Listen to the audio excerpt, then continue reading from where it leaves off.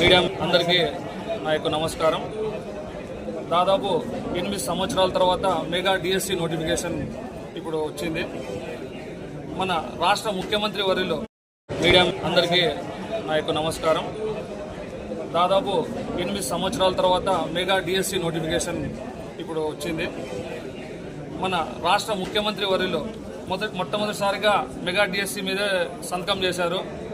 మరి ఆ లెగసీని మన విద్యాశాఖ మంత్రి నారా లోకేష్ గారు కంటిన్యూ చేస్తూ ఖచ్చితంగా అయితే ఏమైతే హామీ ఇచ్చారో అది ఖచ్చితంగా నిర్ణీతమైన టైంలో ఈ డిఎస్సి కండక్ట్ చేయాలని చెప్పేసి చేయడం జరుగుతుంది రేపు నెల జూన్ 6వ తారీఖున.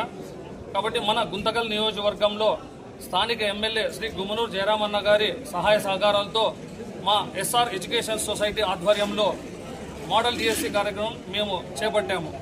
మరి నిరుద్యోగులు ప్రతి ఒక్కరూ ఈ అవకాశాన్ని సద్వినియోగం చేయవలసిందిగా కోరుతున్నాము. మేధావులు, ప్రొఫెసర్లు ఇంతకుముందు డిఎస్సికి, సివిల్స్కి, గ్రూప్స్కి కండక్ట్ చేసిన వాళ్ళు ఈ ప్రశ్నాపత్రాలని తయారు చేయడం జరిగినది. కాబట్టి ఈ గొప్ప అవకాశాన్ని ప్రతి ఒక్కరూ సద్వినియోగం చేసుకుంటారని దీన్ని ఈ రోజు నుంచి మేము ఆన్లైన్లో పెడుతున్నాము.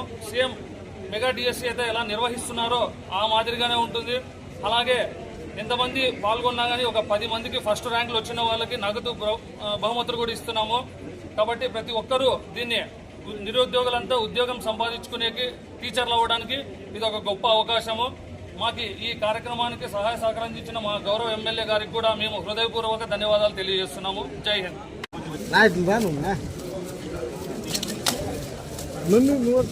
మధ్యలోకి రావాలి.